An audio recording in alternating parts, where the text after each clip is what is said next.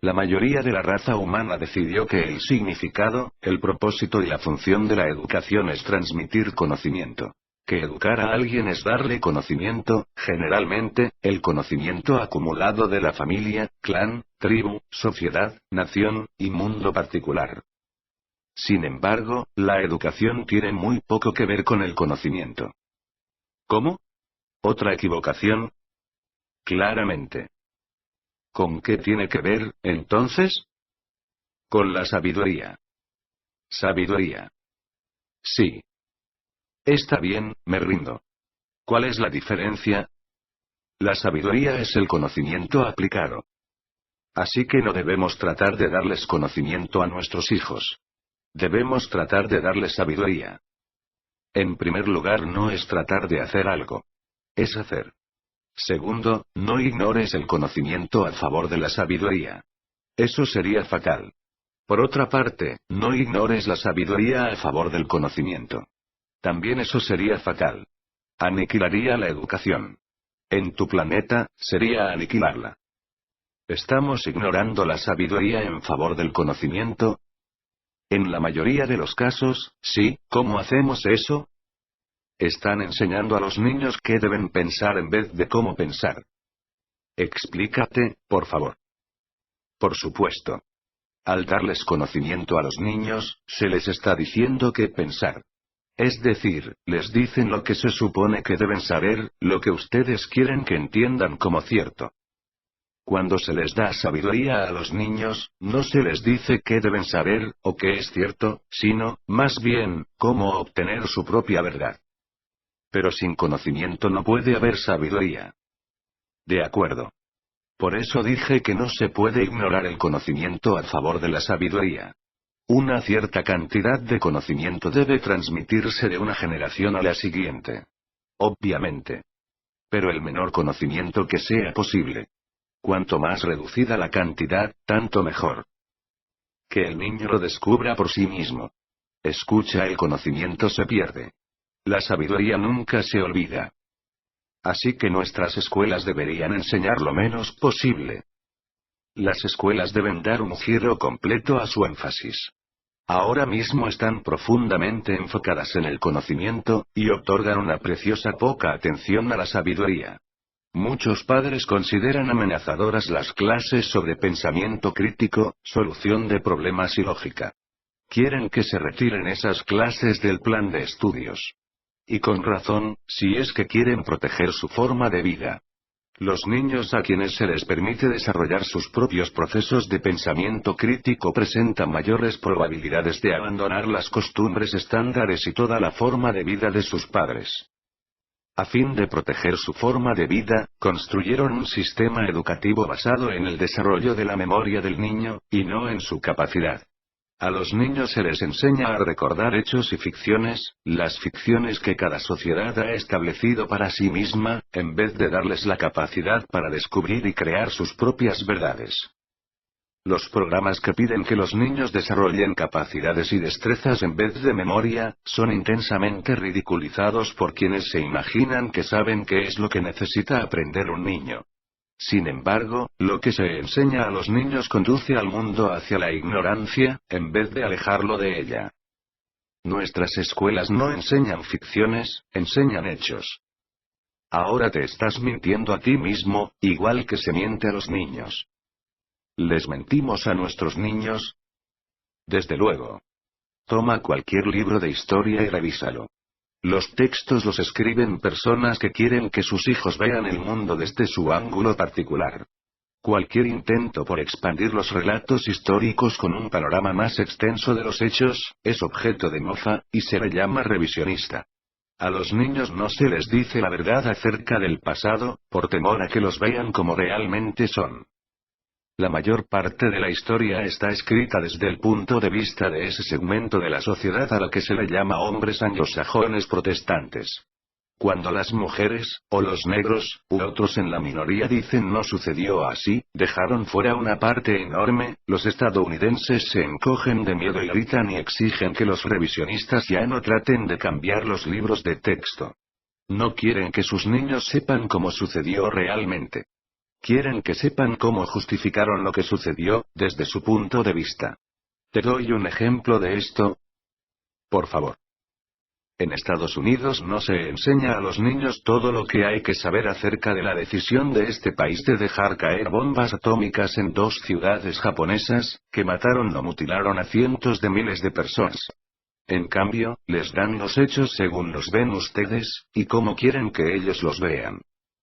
Cuando se hace un intento por equilibrar este punto de vista con el punto de vista de otro, en este caso, el japonés, gritan y se enfurecen y despotrican y saltan de arriba abajo y demandan que esas escuelas no se atrevan siquiera a pensar en presentar esos datos en su revisión histórica de este importante acontecimiento.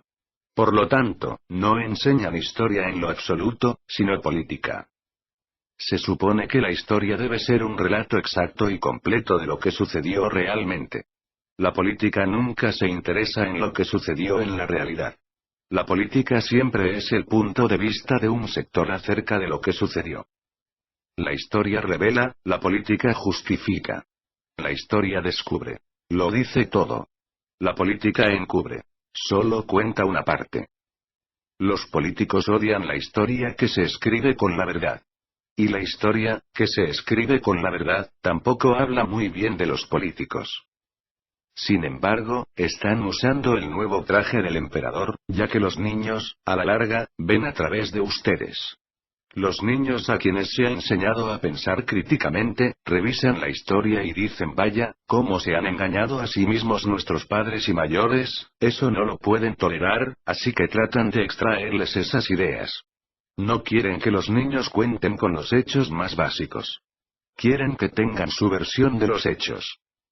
Creo que estás exagerando, y que llevas este argumento un poco lejos. ¿De verdad? La mayoría de las personas en esta sociedad ni siquiera desean que sus hijos conozcan los hechos más básicos de la vida.